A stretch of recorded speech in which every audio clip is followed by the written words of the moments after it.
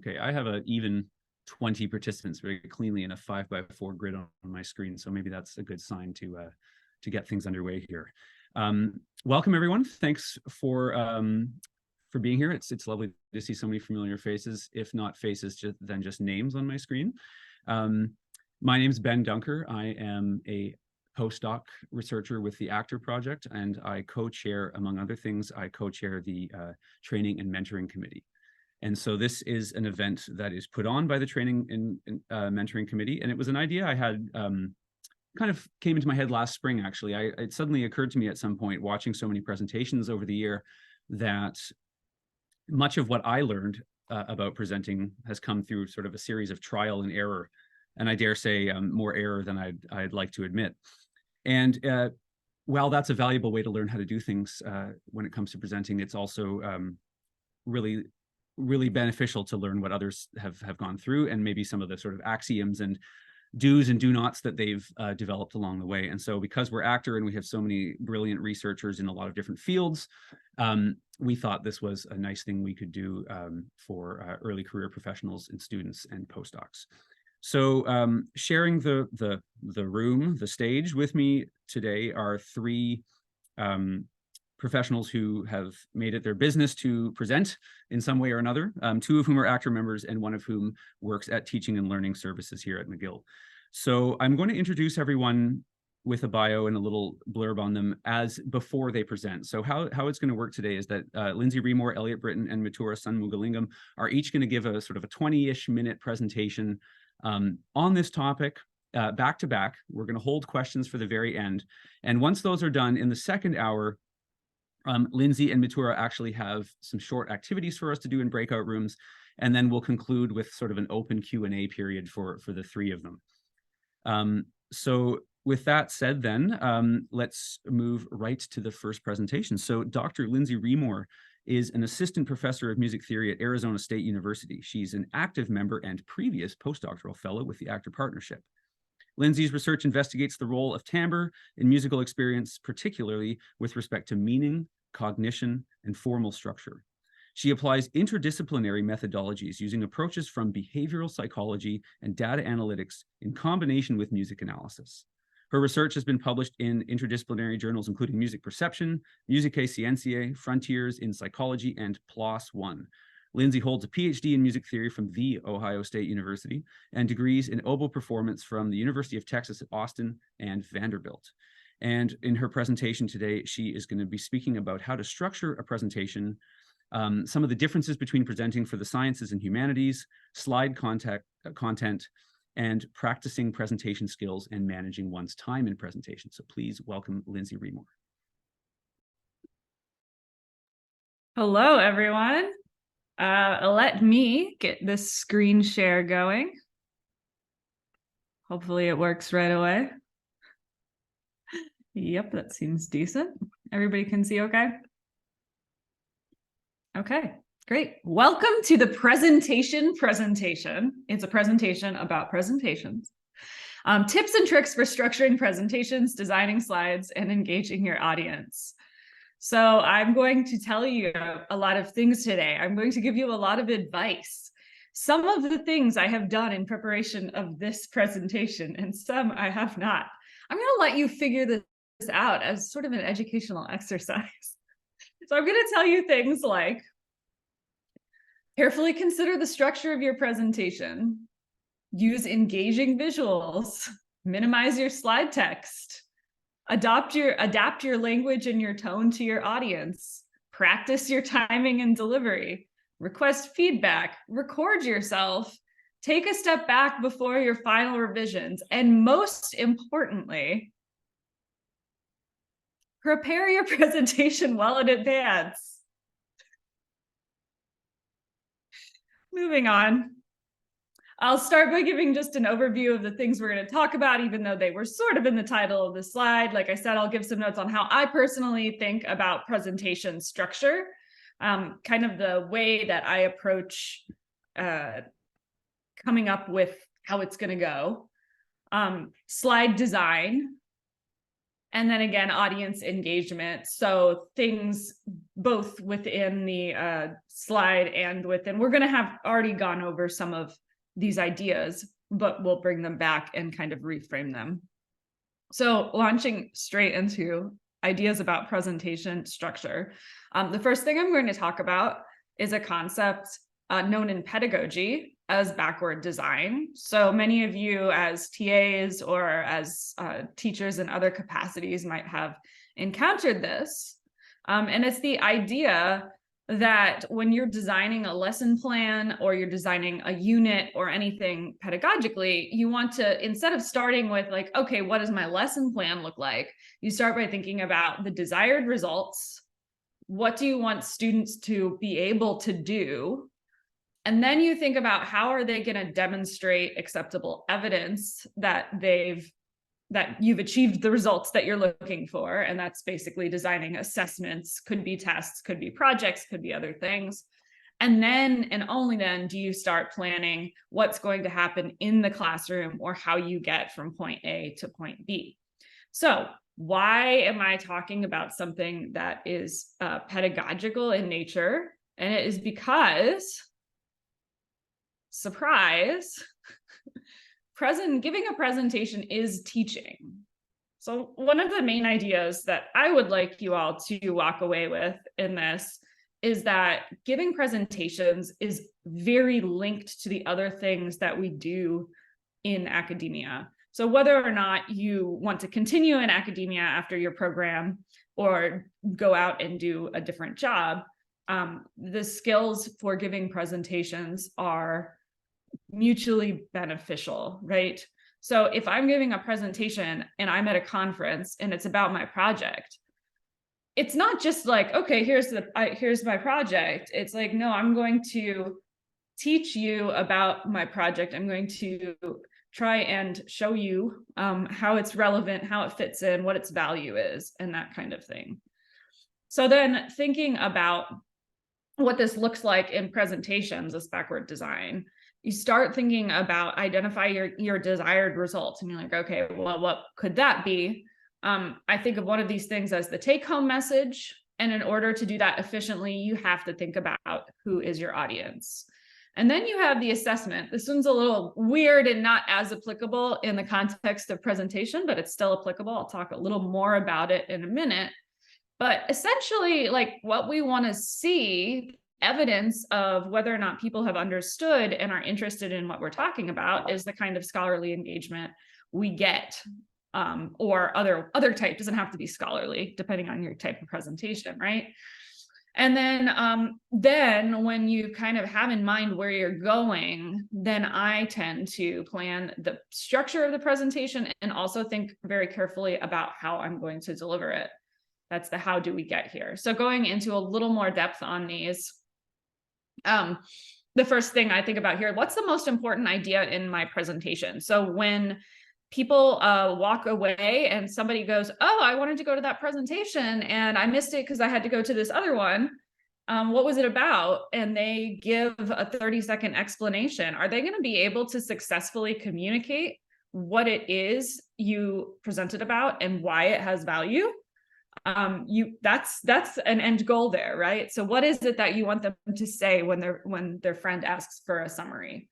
And then the other half of this is, what impression do you want to make? And I think one thing that I never heard anyone talk about in academia when giving me advice for presentations, but that I think personally about all of the time, is what is the overall like brand or character that you're trying to convey? How do you want to come off as? How do you want people to remember you as a presenter? How do you want them to remember the slides? And this, like, everything from the font, the color, the way that you dress, the way that you deliver things, all of that is involved in this, right? So I start thinking about all of this from the beginning, and I start building in my head like what I think the character is of this particular presentation, right? And then I already said this a million times, but just to drive it home, what is that one main message you want your audience to take home? Back to the kind of acceptable evidence. again, thinking about what do you want the results of the presentation to be? Do you want people to come talk to you at the conference about your project? Are you looking for people to want to collaborate in future iterations of the project? Do you want people to cite you when this is published? And so some of that, I mean, is the long-term yield, especially the citations, but it's to some extent evidence of whether you've been successful. So essentially just reframing that question, how might you observe measures of your success? And then with the actual planning, how can you structure your presentations to make the main message clear and memorable? How can you deliver your presentation to give the impression that you want? So a lot of the rest of this is sort of focused on those two questions.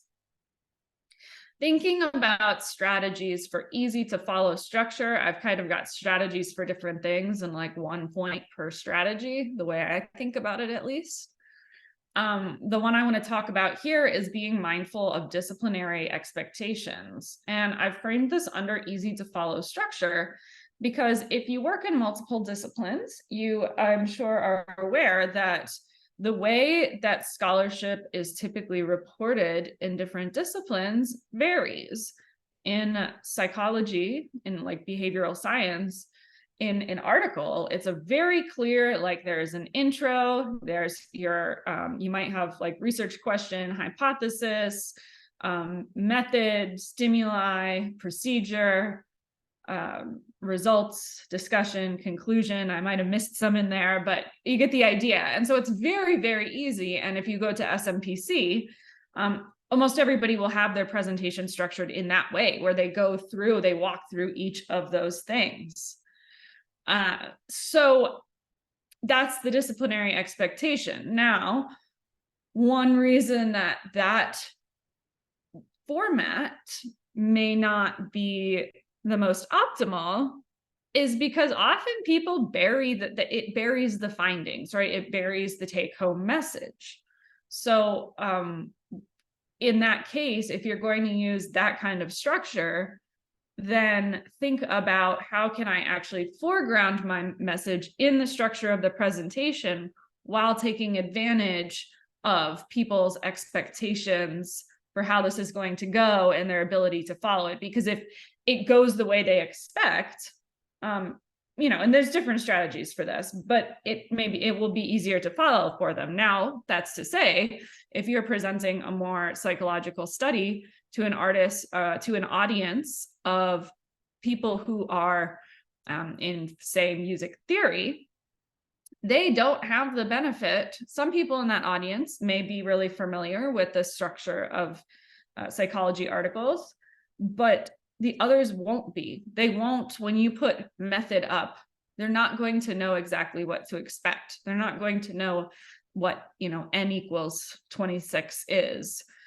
So in designing your slides and choosing your language, this is a really important one to think about. It's not to say you still can't use the skeleton of that structure and it might be really efficient, but the way you introduce it is going to necessarily be different, right? Strategies for cross-disciplinary engagement, and this is sort of in a similar vein to what I just said. Be mindful of audience expertise. What terms are they going to know? What terms are they not going to know? This is really challenging if you have a short time period and a very interdisciplinary audience, because you want to define things, but you also need to keep things short on time. So it's just a question of practicing and maintaining balance. Thinking about how to convey clear, memorable main ideas. I mentioned this, but putting the results up front, getting the take-home message up front, emphasizing it throughout the presentation and reiterating it at the end is more likely for that to be clear and to be the takeaway. Another structure would be the hook.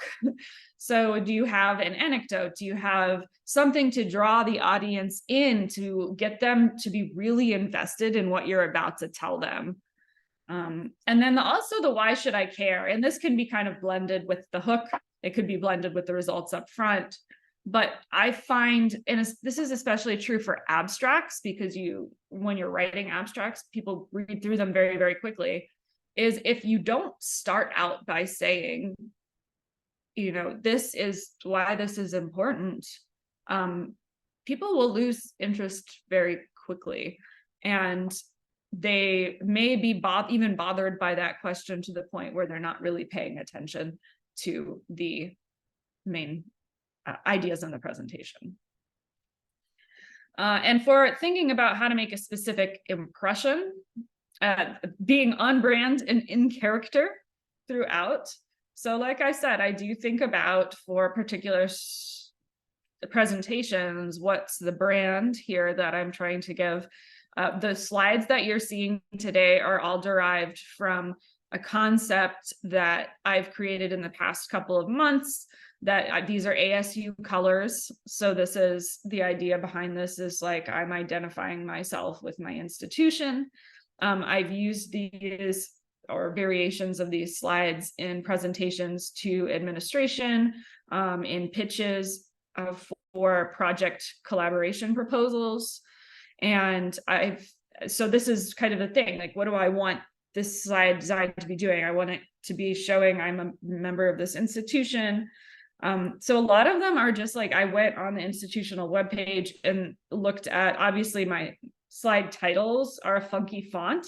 So that font is linked to, that's the brand font for our lab, the Cactus Lab, Cactus Music Cognition Lab. I'll drop the link in the chat in case anyone wants to look at the website. And so it connects to the lab, and it also connects to, this is the font here is just very similar to what ASU uses. So I found that useful. Once I came up with this template, I've been reusing this kind of thing pretty frequently in the past few months. So thinking about font, thinking about your color palette, the template that you're using, Canva online, and you can get all sorts of free templates online. I often use those as starting points, and I will download a few slides and then create a couple other types of slides. The images that you're going to use, even what colors are in the images, the pacing of your presentation, the tone of voice, and even costume. And this, again, is something I've never heard anybody in academia say, because in most scenarios, you want to be, it's just okay, professional dress. You want to come off as a professional. And especially if you're in grad school, you want to make an impression that you will be competent in a job, right? Because you're talking to people who might be hiring you in the future. So to a certain extent, these things are very subtle, but I still think about them. So when I presented on 100 gecs over the summer, which is a pop kind of wild musical duo, I just wore jeans. I wore a t-shirt. It would have been weird to me to wear like a suit jacket or something. It wouldn't have fit with the message or the brand of that presentation. I used Comic Sans in that presentation because it's kind of in the spirit of the band. I thought about, when I do my makeup, even, it's very subtle, but it's like, it's more for me, I think, because people on stage or people in the audience aren't going to notice that, but I did heavier eyeliner and things like that. It just kind of helps me get into character for wow, this feels really weird to admit, because again, I've never heard anyone say it. Okay. I know I'm barreling through this, and there's a lot. I will have these slides available for you. So slide design. I actually I'm not going to spend too much time on this. And this is partially because I love this presentation, this TEDx presentation, which you can watch online. It's very engaging, and it is called How to Avoid Death by PowerPoint. I can't promise that I always do all of the things that are recommended, but I highly, highly recommend watching this. It's very effective presentation too. The takeaway points from this presentation are one message per slide, to guide focus with contrast. So this is I'm showing this here by putting the things that I'm not talking about in gray And the thing that I am talking about in white, using a different color to highlight that word. Guide focus with size. I'm obviously also demoing this in the slide. Avoid having sentences on your slide while you're speaking, because the moment a sentence is up there, everyone is going to stop listening to what you're saying and start reading the sentence. Keeping slides on a dark background. I kind of tend to mix them up, but keep it primarily dark. It is easier on the eyes, I think. And no more than 6 objects per slide. So on this slide, technically, I suppose we have 7 because I have the title up in the corner. So I've broken the rule a little bit here. But anything more than 6 objects of focus is, again, to some extent, maybe distracting. So moving on from there to the topic of audience engagement and thinking about just audience engagement in general. I know not all of you may be performing musicians, but many of you, I'm sure, have experience. And so here's our second surprise. And that is that giving a presentation is a performance. So again, like with teaching, this is something that we are familiar with as musicians. And anything that if you can reflect on your experience as a performer and thinking about what works and what doesn't work, what is effective, what isn't effective, and even if you don't have that experience on stage, thinking about when you watch a musical performance, what are those things that work and what are those things that don't? And tying that into how you are preparing and delivering your presentation can be really helpful. So just kind of basic things about stage presence. Open body language, it's really important. If there is, and I'm working on this because I often, in the heat of the moment, getting up there and presenting, there's a lot going on and I often forget about these things. But if there is a podium, don't hide behind the podium. I can't think of a scenario in which you're forced to hide behind the podium unless there is no carry mic. But here's the thing, you could always ask for a carry mic. This may not actually be relevant for a conference presentation where all the tech is set beforehand. But for example, in the Timbre summer school, I realized that there was only the mic on the podium, and I went and asked the tech people, is it possible to get mics to carry around so that we can be more dynamic and open on stage? And they said yes, and they set us up with it. And my presentation, I was way more comfortable with that, and I felt way more connected to the audience.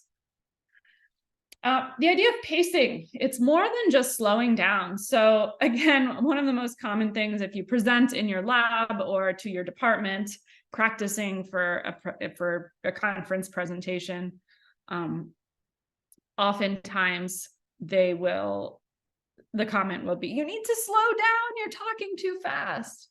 But pacing can be a lot more effective. So yeah, you do need to slow down probably, but you also want to vary the pace. If everything is at just one pace, then it's going to get predictable and people are going to be more likely to tune out. If you can vary your pace in ways that, again, emphasize what the take-home message is, and again, this is something I'm working on as well, looking up and out at the audience in a comfortable way, not staring into anybody's soul, unless that's part of the presentation, who knows. Being intentional about like every detail of the performance, of what you're wearing, how you're holding yourself, what the connection is you have with the audience. Owning the stage, don't be afraid to move around. Don't be afraid to gesture functionally to like emphasize your points. This is something I know is a growth point for me. I'm getting better with walking around, but I often end up standing like in front of the slide. So I'm blocking things on the slide, or it's just throwing light on me and I don't notice it until afterwards I think about it and I go, okay, next time I shouldn't do that. And then finally, I think one of the most important things is to smile and have fun as you're presenting. because it's a big difference in the audience. I mean, if you just reflect on what presentations you've seen that have been dynamic and engaging and which ones have not, the dynamic, engaging ones, the people up on stage seem like they want to be there. Maybe they're just acting, but it feels like that. So as you are practicing, one of my suggestions here is to record yourself doing a run through of the presentation and ask yourself, do you want to listen to yourself? I ask myself, do I look and sound like I'm enjoying myself? And then as for both of these, if so, why so? So don't skip straight to the if not, why not? Because we will always have criticisms of ourselves. Like those aren't going to be hard to come by. But also recognize what it is that you are doing well, and celebrate that and try to keep that in your toolbox, like reinforce it for yourself, right? Okay, we're wrapping up towards the end here. I'm going to talk a little bit about this idea of more practicing and less content. So often what happens is people, and by people, I mean, it's like grad students, faculty, it's very common before a conference presentation. Everyone is sitting around talking about how, oh my God, I haven't started the slides yet, or I just finished the slides on the plane.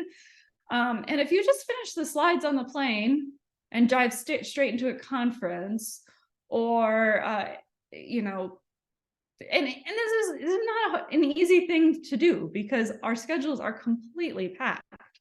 And it takes a lot of thinking ahead to be able to actually practice. And I use this word coming from performance, right? It's not just running through your presentation or timing your presentation. It's actually practicing how you're going to give the delivery, what your body language might be. All of the details we just talked about can be practiced.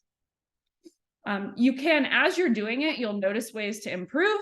You'll notice ways to be more concise. So if your timing is a concern, you will see where it is you can cut down. Like I just said, practice the delivery, practice the pacing, practice your tone of voice. And always, if you can, give a dry run of the presentation and ask for feedback. That's a great idea.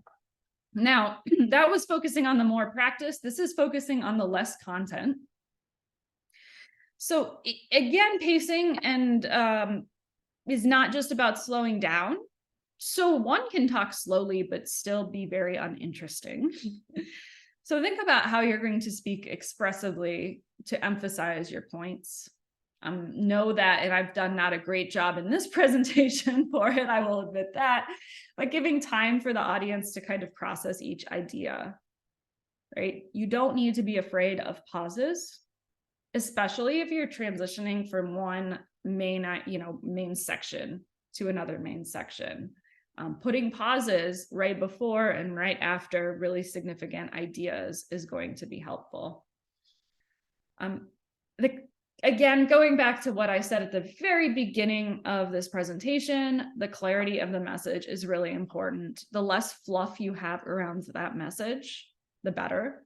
People will not remember which statistical test you used unless that's their thing and they're really interested in that because they're designing a similar study. They're going to remember,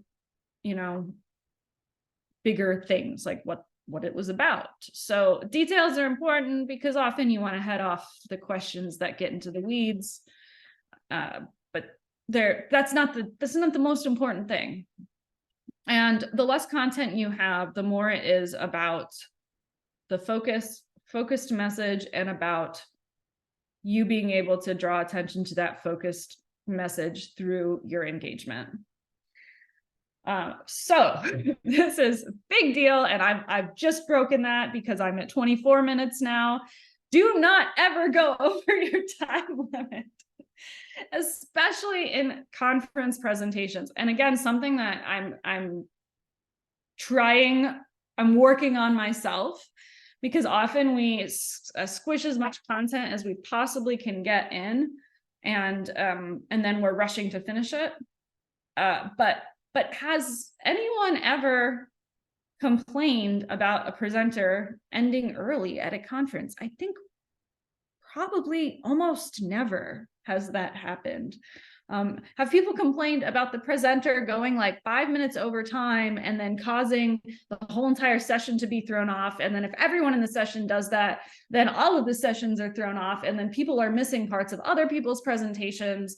It's a self-awareness thing. It's a respect thing. I know because of the structure of this particular event that we have some flexibility, which is one of the reasons that I'm breaking this rule.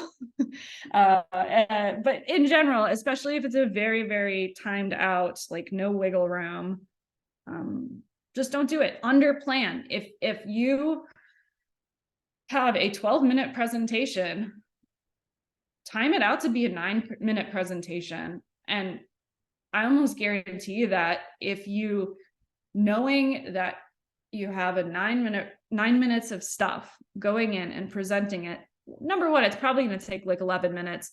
And number two, you'll feel really free to do all of the things I just spoke about, like tone, like putting pauses in, expressive pacing, etc. This is just another, we can talk more about this in the Q&A. I just sort of tagged these things on the end to read or not to read. My answer to that is I've done both. It depends on the context. And this is one of the things I think about in the backward design. Some more notes, the more things I have to pack into a shorter amount of time, the more literal notes that I will use, because there are particular ways of wording things that are going to be most efficient. The more kind of freedom I have, such as in something like this, the less I'll depend on that. I only have like 2 notes for this whole presentation. And just how important it is to practice. It's so important to practice. The time that you spend designing and practicing presentations in grad school and throughout, so still, like I still do this, right? It's an investment. Because, and I've just experienced this, I would say really in the last year, kind of all of a sudden putting something together very quickly became very easy.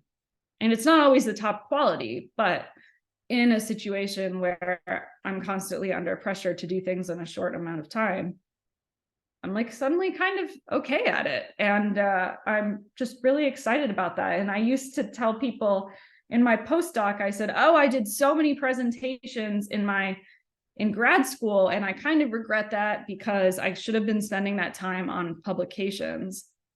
I don't agree with that statement anymore, because I'm starting to see how the things that I learned while working on my presentations helped not only for presentations now, but also for teaching, right?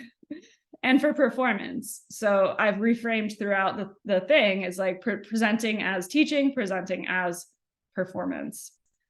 So I think that my teaching has benefited from thinking about giving presentations at conferences. And in the other direction, I think my conference presentations have benefited from investing in my teaching. So that's it. I have this thing that says any questions, but Ben told me I'm not supposed to do that. So if you have questions, keep them until the end. And now I am going to bow out. Thank you all for listening. Thanks so much, Lindsey. We'll move right on to the next presentation by Eliot Britton, who is cross-appointed as an associate professor between music technology and digital media and composition at the University of Toronto's Faculty of Music. There, he is building a media research creation facility, the BPMC Center, and is renovating the historical U of T Electronic Music Studios. As a co-director of Manitoba's Cluster New Music and Integrated Arts Festival and an independent music producer, Britton continues to produce events and music in a variety of contexts. His recently completed projects include Adazokan, a 50-minute collaboration for orchestra, dance, video, and electronics for the Toronto Symphony Orchestra and Red Sky Performance.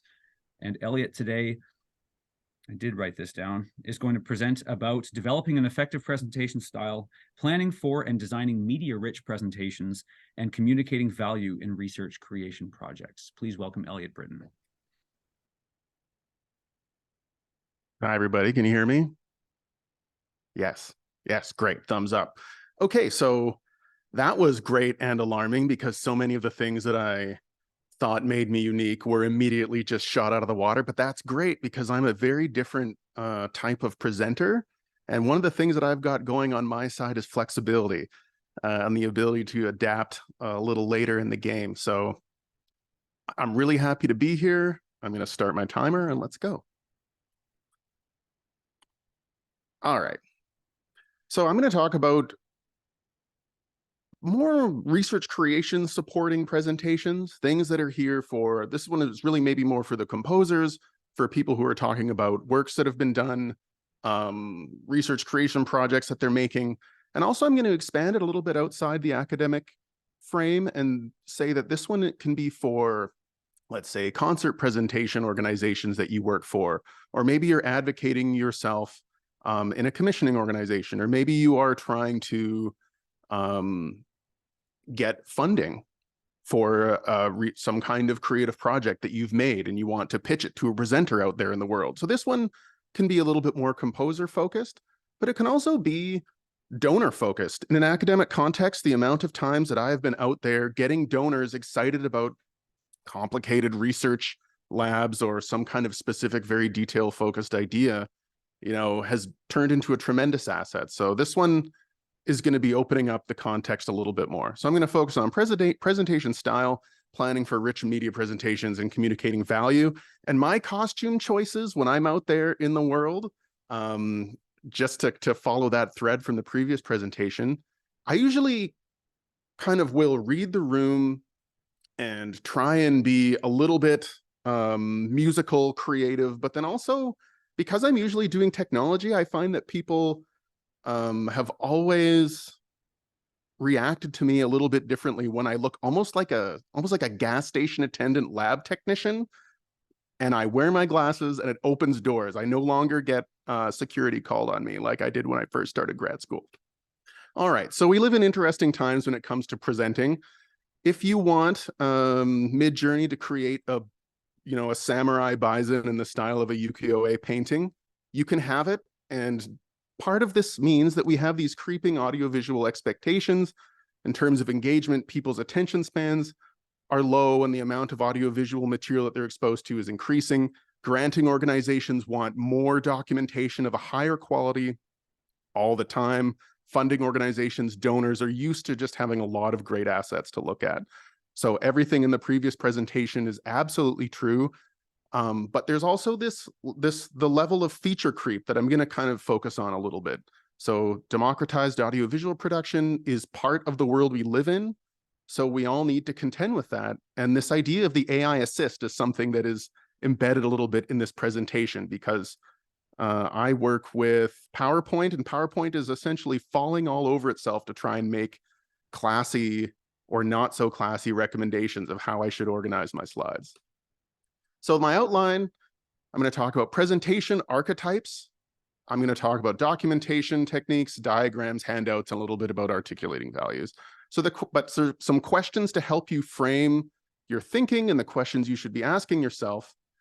Does my presentation style match my strengths, content, and context? And by this, I mean, you should be asking yourself when you think of the presentations that you've done, and how can I cultivate an audiovisual presentation, or how can I cultivate audiovisual presentation skills? And I am a little bit more of a storyteller. I like to stand in front of images and explain things. So this was me a couple minutes before doing an orchestral children's program. There were, I think, about 12 versions of the show that happened, with a sold-out show filled with school-age kids. And the Toronto Symphony Orchestra always wanted me to be myself, but they also wanted me to follow a script. And I just realized, after it getting worse and worse and them trying to get me to follow the script more and more, that my presentation style just does not fit well with over scripting. And the more I tried, the worse it got. And then they would say, we love who you are, but you just need to do it exactly like this. So knowing yourself and your personal presentation style can often be the most important start. So know your strengths, know your content, know your audience, and know your tools. And since the first three have kind of been covered a little bit in the first three, I'm going to talk a little bit more about strengths and tools. So presentation archetypes.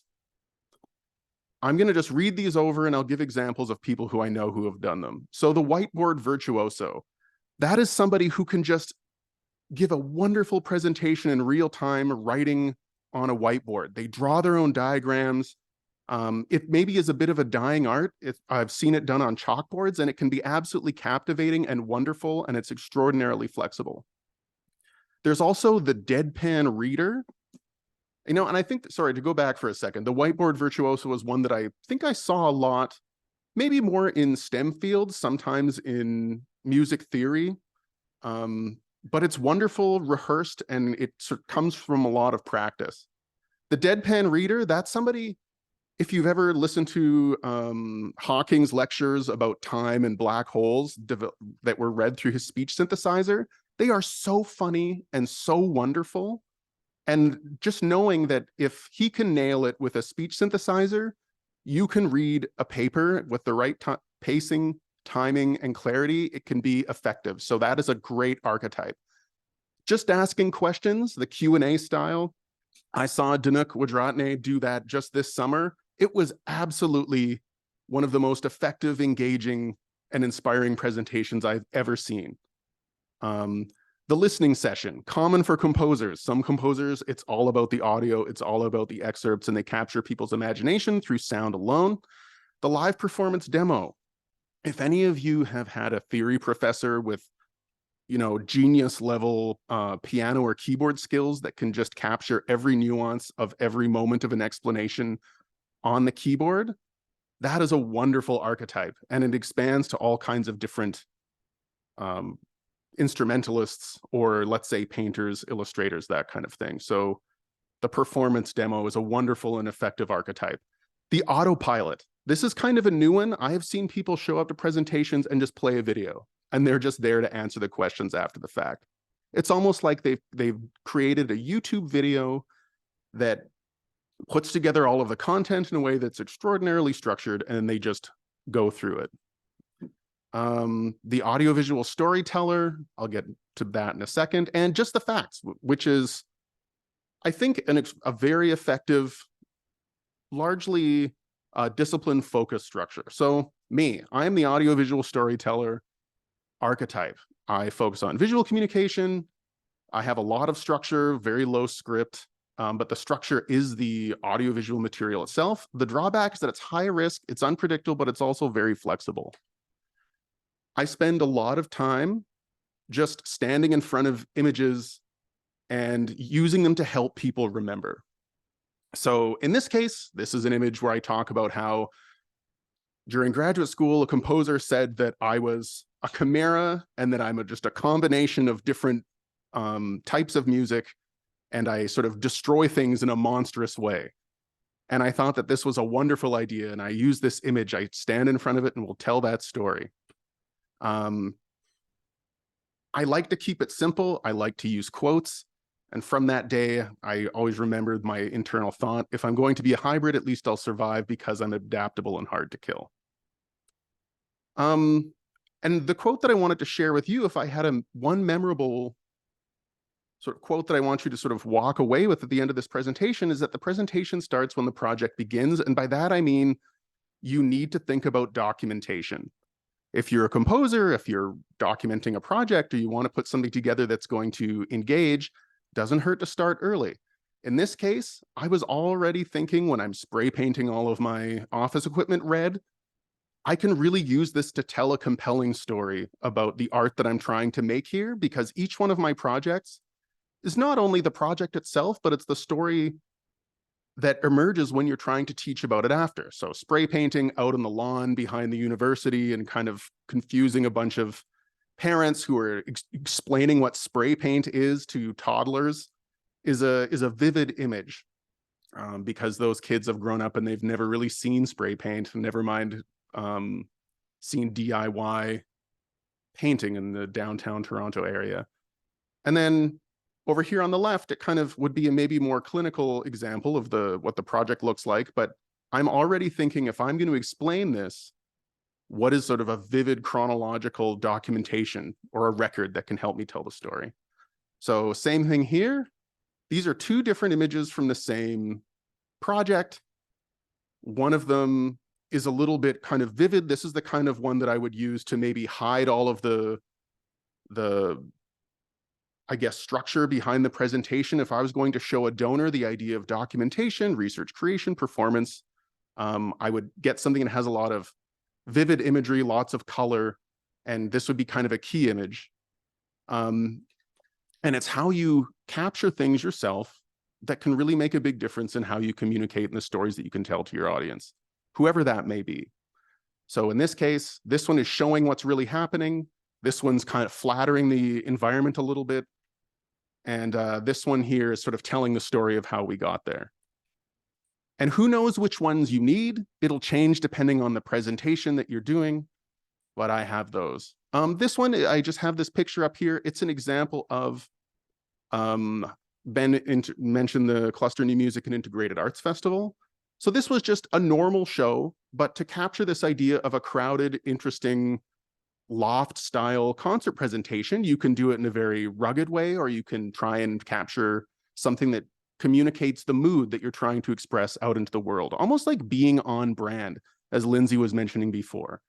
It can be helpful to take the time to capture these types of assets because they can really support the presentation, the message that you're trying to get across. So not everything that I do is all about images. I also spend a lot of time standing in front of diagrams and trying to communicate the value that's in the complexity of the music that I do or a piece that I'm analyzing. And we'll get that to that in a second, but it's a useful skill set to develop along with capturing your images, capturing your video, and then doing what you need to do in terms of graphic design to be able to communicate visually. They all start to fit together into this idea of audiovisual communication. Okay, another example of something that I will just stand in front of and explain, like Lindsey was mentioning, you can very easily overload, and the tonal difference between this image that some people will absolutely love and get a tremendous amount of information from, and then this one, they're both valuable in different contexts. There's no one that's correct, but sometimes just talking about something that doesn't have a lot of distraction and annotation can be extraordinarily useful. Sometimes you need everything.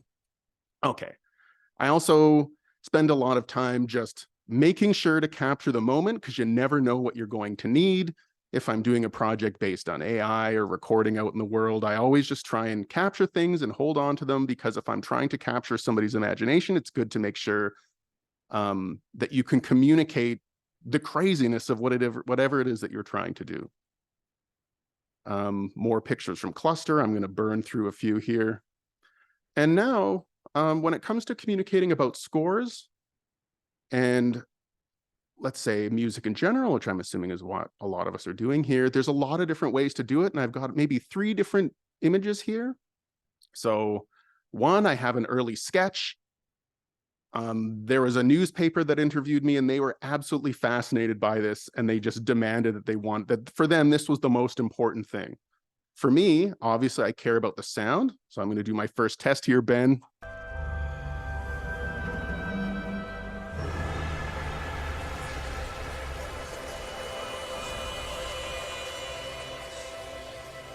So in this slide, I'm focusing on explaining this idea of breathing in, breathing out, transitioning from electronics to the orchestra, and then an inhale and an exhale. And I can sit here and play the example over and over again.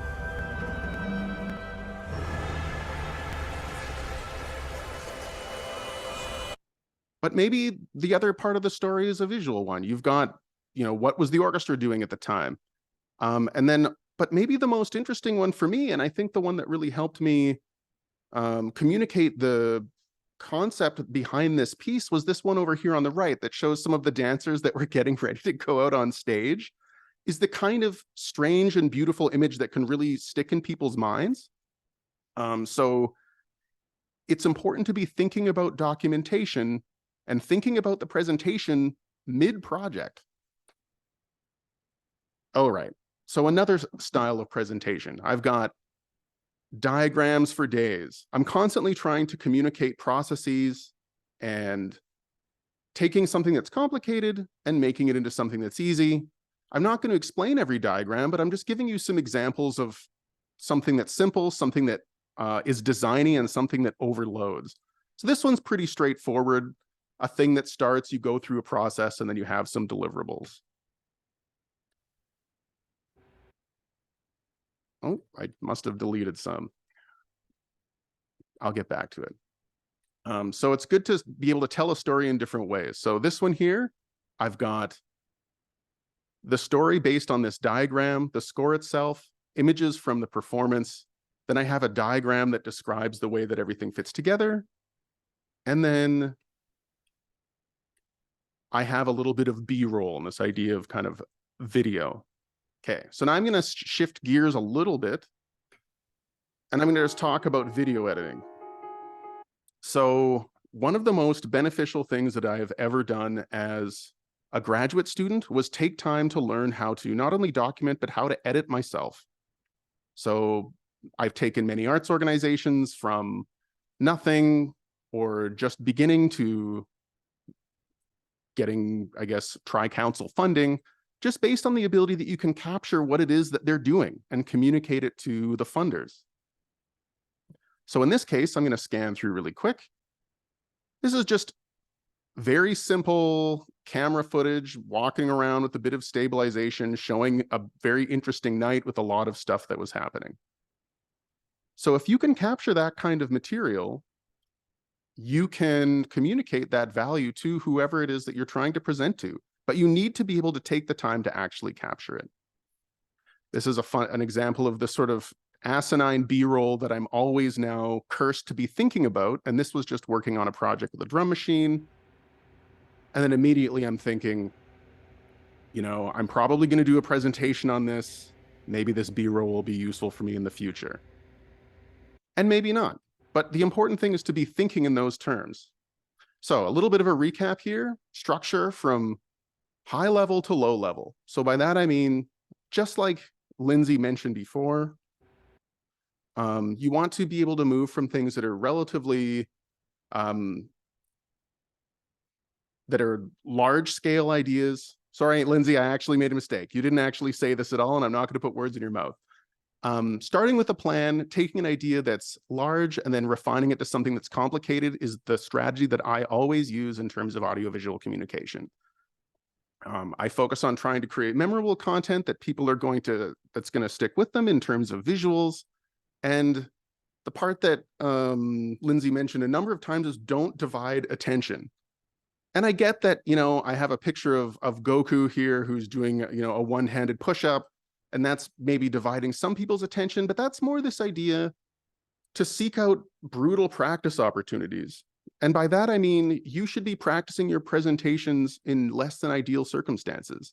I worked as a tour guide, I worked as a parks ranger, you know, I worked teaching courses, I worked as a swimming instructor, and in all these contexts, I was able to work in less than ideal conditions, get interrupted, and learn to recover when things don't necessarily go the way that you expect.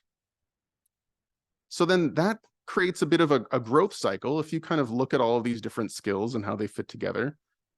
If you're like me, you're planning ahead in terms of your documentation, and that leads to the acquisition of new skills because I'm trying to do things like improve my video editing skills, improve my slide design skills, improve my structures.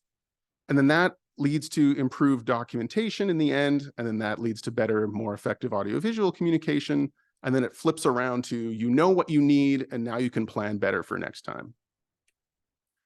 So if you're trying to develop compelling support content for your presentations, again, think in terms of documentation.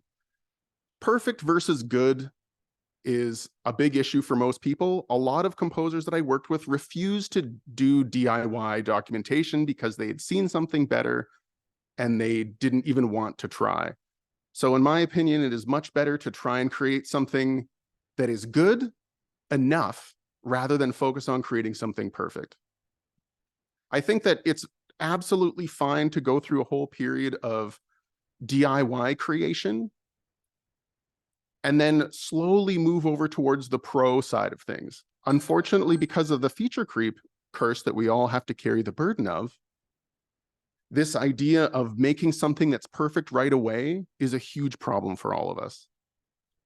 And focusing on both clinical documentation where you show what's actually going on, and then this idea of kind of flattering B-roll that you don't necessarily know what you're going to do with it, but you know that it'll help you tell the story, is a big part of it.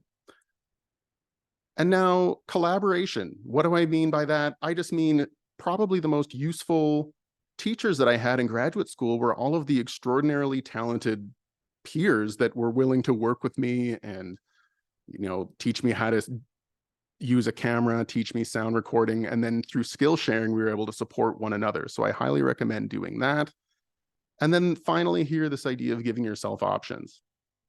And by that, I mean, it's good to get more than you need because you never know what kind of story you're going to be telling. If I'm presenting to a donor where it's all about passion, then I will focus on audiovisual materials. If I'm focusing if I'm focusing on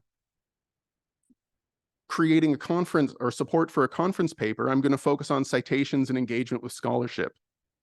But you need to have the options, and for that, you need to remind yourself to do it in the moment. Now, I'm going to burn right to the end here, pass a bunch of complicated documentation, and focus on the last little bit of a recap. So remember, structure is key, clear goals, simple to complex, and a clear scope.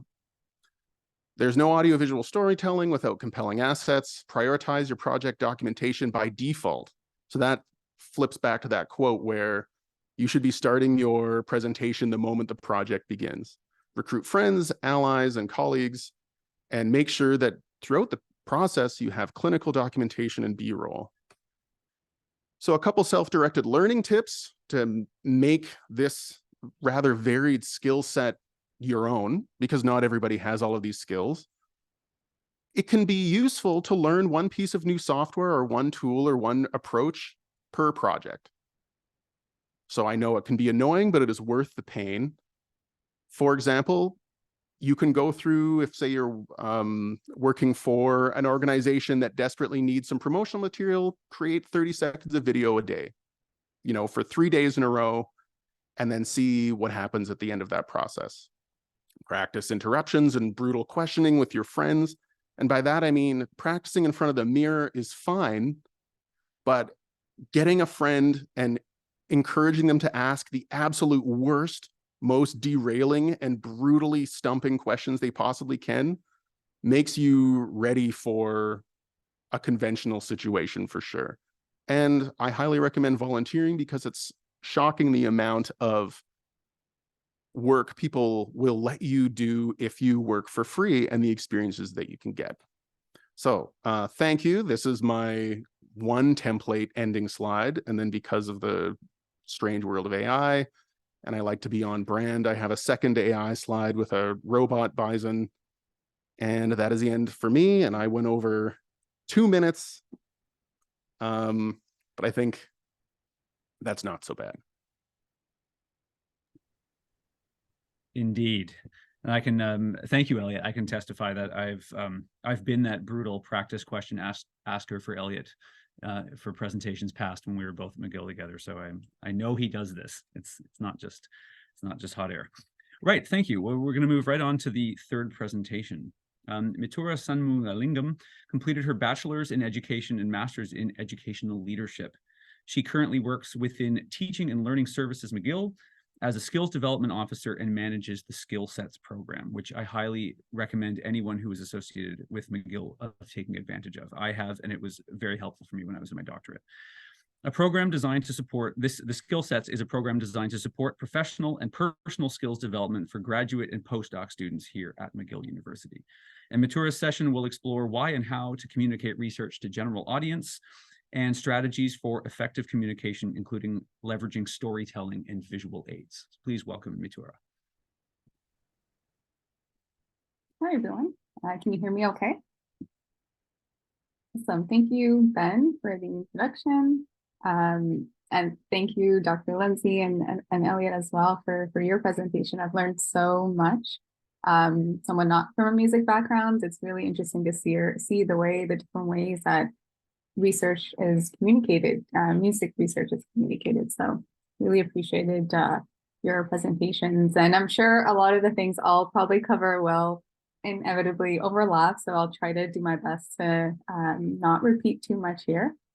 So I'm going to go ahead and share my screen. Let's see.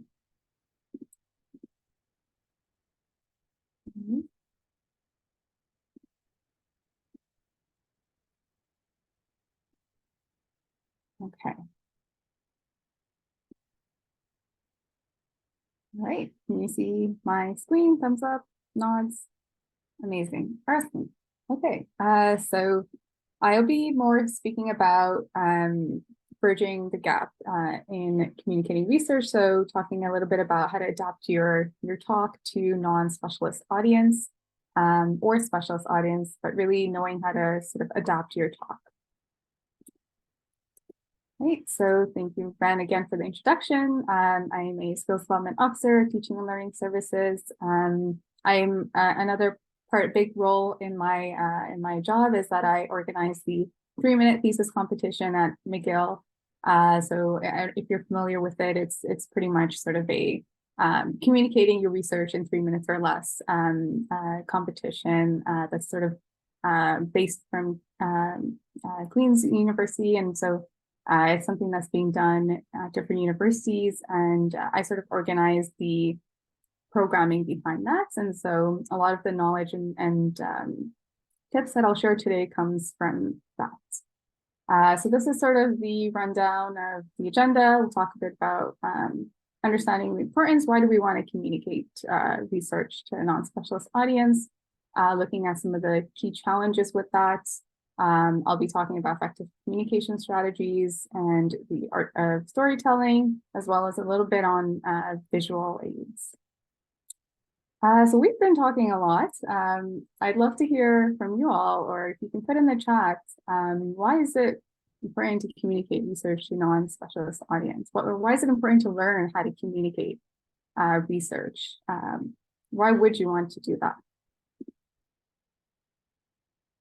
Funding, yes, absolutely.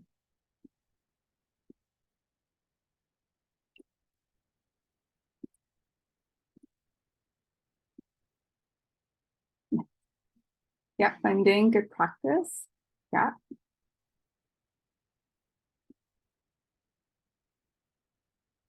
Community consultation, community engagement. For fun, yeah. Potential interdisciplinary collaborators, public science. Great, yeah, these are all really valid reasons to want to communicate or learn how to communicate. And you've touched on some of the ones that I wanted to touch on here is funding implications, right? So being able to, funding often comes from various sources, including, government grants or private organizations. And so oftentimes it's non-specialist audience. And so being able to tailor your talk and convey sort of the significance of your research to invest in is a key reason to want to know how to do that. Policy-making influence. So, research often informs policies, decisions made by governments or institutions. And so making that connection between, research findings and the potential to shape policies or regulations or laws is another sort of piece here. Public engagement, awareness, as also mentioned.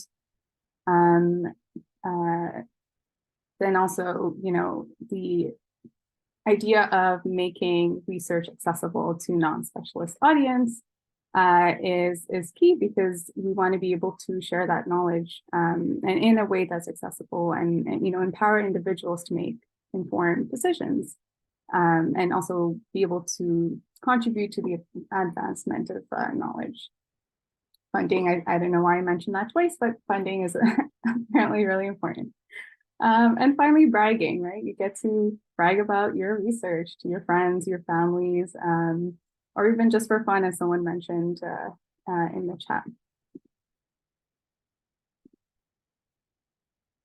Yeah, so I want to touch a bit about some of the key challenges researchers often face when communicating research to non-specialist audience. One of the big things is complex language and jargon, right? So research often involves specialized terminologies, technical language that can be sort of difficult for non-specialist audience to understand. And, you know, as scientists and researchers, we're kind of, you know, used to this, these terms, but it can be alienating to general audience. And so it's really important to find ways to simplify, translate the technical language into plain and accessible terms. And I'll be talking a little bit more about this later on how you can actually do that. Another challenge is sort of lack of time and attention span. I think someone mentioned, right, like especially with sort of our technology and how our digital ages these days, it's very much, you know, fast paced. You can see that there's much more attention spans has gone down. And also someone I would think that is not in sort of a non-specialist audience, they might not be super interested, but you want to think about how you can engage them right away and how you can make an impact within the short amount of time. You might be speaking with diverse audience backgrounds, right? You know, you can assume that non-specialist audience come from varying levels of prior knowledge and expertise, and so this diversity poses a challenge in tailoring communication that is sort of suitable to all. And so you want to strike a balance between providing basic context for newcomers, but not also patronizing those with some background knowledge. And so that's also something to think about in terms of the key challenge. Fear of misinterpretation. So I think as researchers, they, you know, often worry about work being misunderstood or misinterpreted by non-specialist audience. And so, you know, that fear of like oversimplifying that could lead to inaccuracies or misrepresentation. So it's really, again, by striking that balance between, you know, simplicity and accuracy.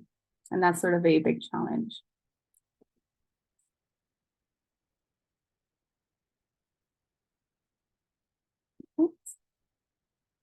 And so how do we get to some of those challenges? So one of the big things is knowing your context. So some questions you can ask yourself is, who is your audience? Who are you speaking to? Who is this presentation for? Where are you presenting? And what is the message that you're trying to bring out? So this was a big thing that was reiterated in the previous two presentations as well. And so to start off, knowing your audience. So audience, again, can really vary in terms of background, interests, needs, and being able to tailor it is essential for effective research communication. So for instance, you know, you might be speaking to a general public.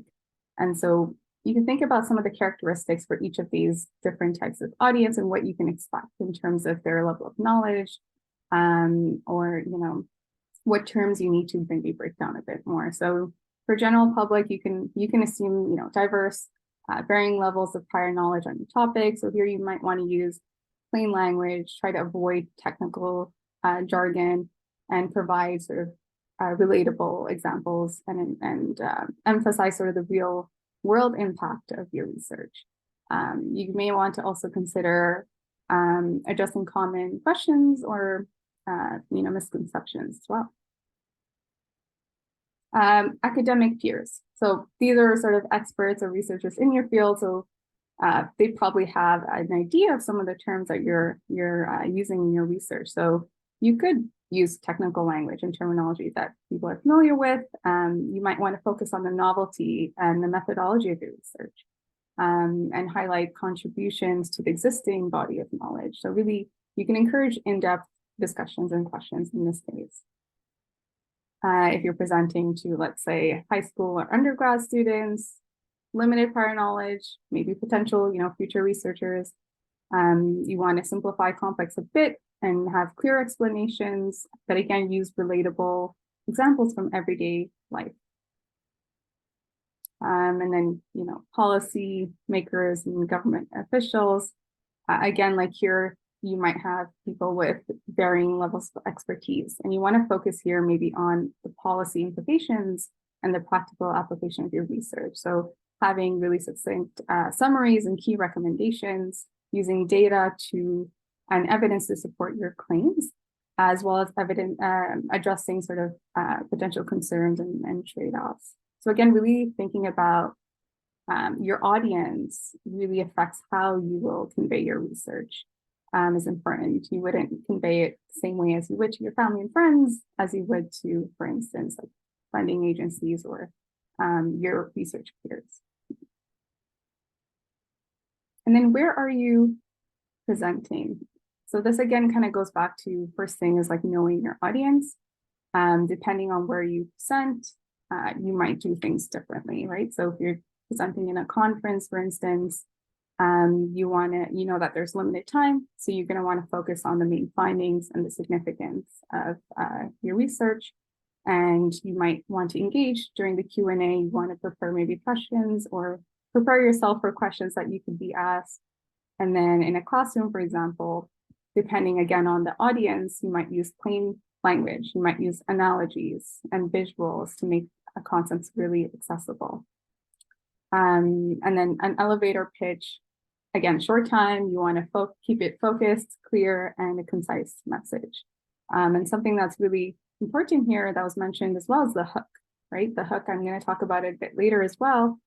Start with an attention-grabbing like statement or something that really touches on emotions, or to really reel them in because of that short time.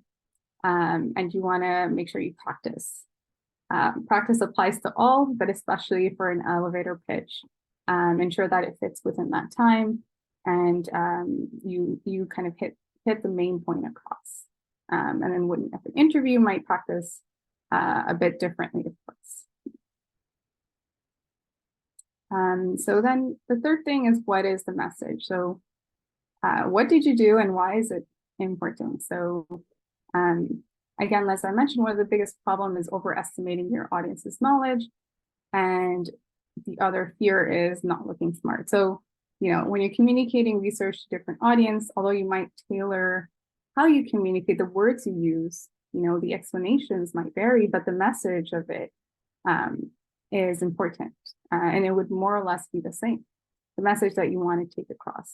But how maybe the words or the way that you say it might change. And so you can begin by asking yourself, if you were to explain what your research is to your parents or your grandparents in a 2 to 3 sentences, what would you say? And from there, you can think about what is the overall impact or the main goal that you want to send across. And so really asking yourself what is important and working backwards, similar to what Dr. Lindsey said, like having that backward design, thinking about what is important and then working backwards and identify the words that are important and that you may need to break down a little bit more depending on your audience.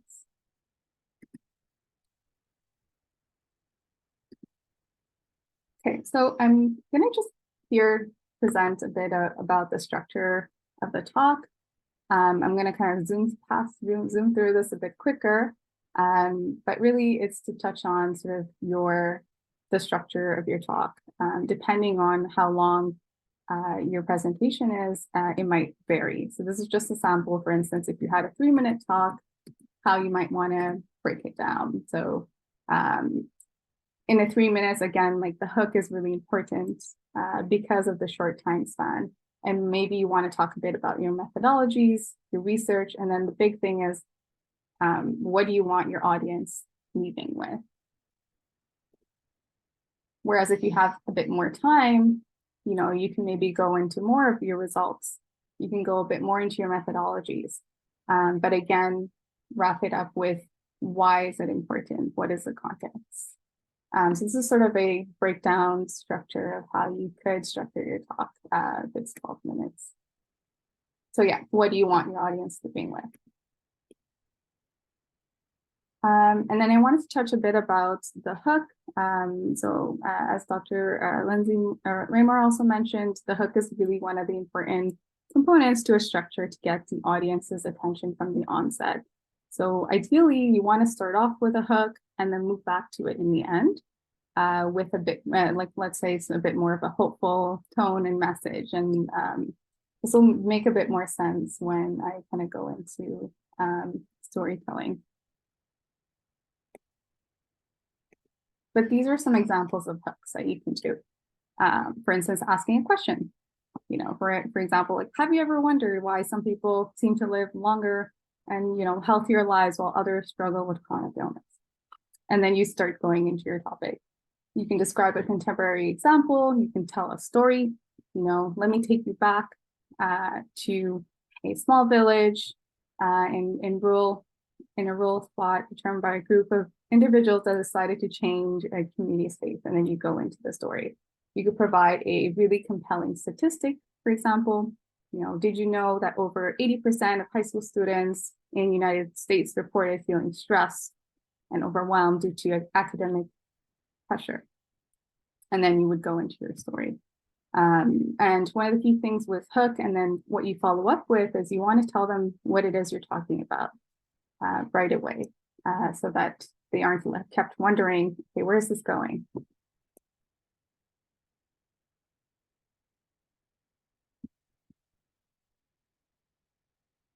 I want to pause here for 1 second because I think I lost track of my time.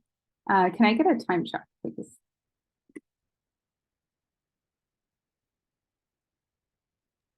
I think you're about halfway through, I think. Maybe a little past half. Like 12 minutes, maybe? 12 minutes, awesome, thank you. Okay, yeah.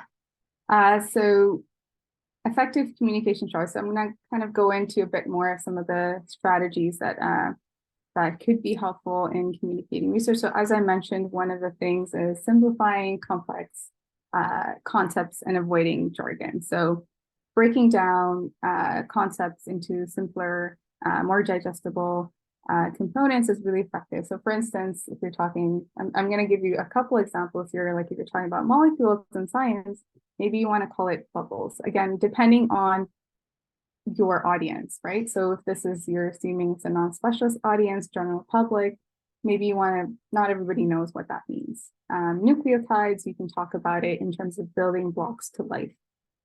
Musical cognition, which again, maybe it is pretty straightforward, but depending on your audience, you can break that down a bit more to say, well, it's how our brain understands music. Qualitative research, exploring people's experiences. And so really breaking down the concepts and bridging that, you know, the jargon can help to get your message across and help sort of the audience understand what you're talking about. The other piece that could be helpful is analogies and metaphors. These are a really powerful tool to make complex ideas relatable. So you can draw on parallels between your work and your everyday experiences or objects to help the audience grasp abstract concepts. So for example, like comparing, you know, internet to a highway, right? Or comparing a cell to a factory, the way that a cell works to the way that things happen in a factory, are examples of analogies that help really visualize and break down the concepts. And then again, another important thing is telling relatable stories. Stories have this unique ability to engage and resonate with, you know, audiences. And so using real world examples, case studies, personal narratives that relate to your research really adds context for one, an emotional connection and human elements to what might seem very abstract. And so that's one way to really communicate your research in a way that is meaningful to the audience. So as I said, engaging emotions. Emotions plays a big role in how you communicate your research. And you might want to, you know, think about what, depending on what you're saying, what emotion matches that, and really convey that when you're presenting. So that's a big piece. So maybe, you know, if you're talking about a research your research and there's a part where it's more serious, you might want to, change your tone according to that. And then maybe when you're talking about something that's, novel or something that's exciting, you can, raise your volume a bit higher. And really use tonation to help with, I guess, sending across the emotion, sending across the message that you want to send.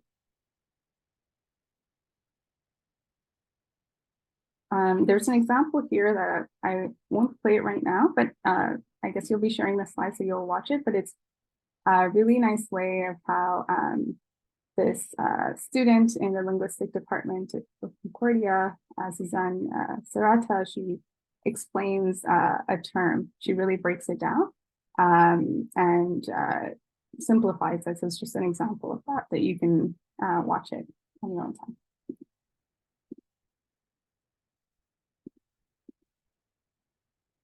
Okay, so I think storytelling was mentioned by Eliot as well.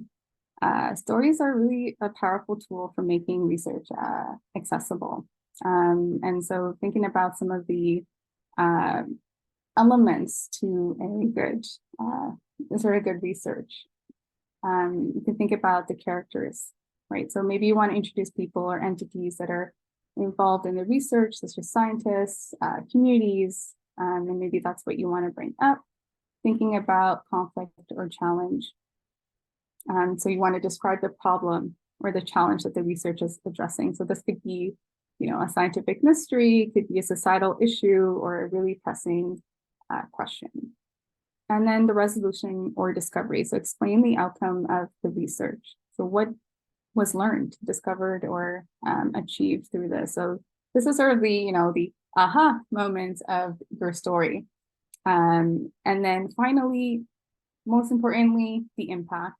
So highlights the real world impact or the implication of the research. How does it affect, people's lives, understanding or policy of whatever it is that you are presenting. And then crafting a narrative arc. So it's really important to think about, again, in storytelling, right? You have sort of the beginning, a middle, an end. And so the narrative arc should build, tension, present challenges, and then lead to sort of a satisfying resolution or a resolution that makes you curious. And so you can really use the classic storytelling structure of introduction, then you have your rising action, climax, and then falling action and conclusion to the way you convey your research and how you craft that narrative. So really stressing the importance of sharing examples of research stories that have that really sort of help connect with non-specialist audience is having real world examples. So stories of maybe breakthroughs in medicine, conservation efforts, or innovations in technology. So really showing how these stories have successfully connected research to real life impacts. So again, that was an example that I'm gonna zoom past. Since we talked a bit about visual aids already, I'm gonna zoom past it as well, just for time purposes. But some of the best practices that I want to highlight in terms of visual aids is making sure that it's clear, consistent, relevant, and legible and accessible. So you want to think about those things when you are designing. So you want to make sure that the visuals are clear, unclustered, sort of easy to read, and consistency. So having the same design throughout, design theme throughout your presentation, relevant and simple. So your visuals should directly support your narrative and message. And legibility and accessibility has to do with using sort of readable fonts and appropriate text. And accessibility is, you want to make sure that your visuals are accessible, considering all sort of color choices, making sure that it's accessible to all audience members. And then the last point I wanted to make on visuals here is that your visuals should support your talk and not take away from it. And so what I mean by this is that some presentations can be, slides can actually be very overwhelming and take away from the audience's focus and leave them a bit more confused maybe than they were, or not have them focus on you versus the presentation. So the presentation should really be a supportive element. And so you are the main piece to your presentation, and then your slides or your, that's sort of a prop that you have on the slide. And so, if you have charts, diagrams, or, important images that you want to display, that's great, but make sure that it doesn't take away from you. And then depending, again, context matters. So depending on who you're presenting, what it's for, your presentation title and slides might look differently. So on the left here was a presentation for the 3-minute thesis competition. So as you can see, the title is very interesting and kind of leaves you and not super, I guess, jargony. Whereas on the right, it was for researchers and students at a symposium. So really, like, the science element is there, and scientific words are all there. So depending on who you're presenting to, you might want to change your title or change the way you present it. Don't throw too much at your audience. So this slide, there's so much going on here. Although it has really important statistics, you might want to break this down a bit more. And maybe use a second slide if you need to, so that it's not overwhelming for the center. Like, as I think someone said, like, if you have sentences like that, is where you will start to lose your audience members. And I really liked, Eliot, your presentations where you showed sort of the different ways that slides can be look engaging. It can just be an image, and that can say a lot. So here I'm going to show you a couple of fast